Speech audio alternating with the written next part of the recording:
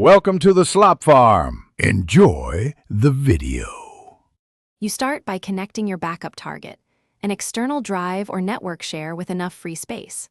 Once connected, open Settings, go to System, Storage, Advanced Storage Settings, then Backup Options to begin. You enable File History for personal files or turn on OneDrive to sync documents and desktop. Make sure to also create a system image if you want a full OS restoration. Doing this now prevents missed files later and ensures Windows can write stable snapshots. Once done, configure what exactly gets backed up and how often. You choose folders to include or exclude, add documents, photos, and desktop, and exclude downloads you don't need.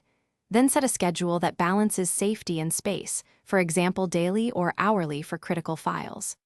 For full OS recovery, open Control Panel, Backup and Restore, Windows 7, and create a system image to a separate drive. Make sure Shadow Copy and VSS are enabled so file versions and system snapshots work. You now run the initial backup manually and watch for warnings or failed items. This first run often surfaces permission or space issues. Once finished, verify integrity by restoring a random file from file history or mounting the system image to inspect contents.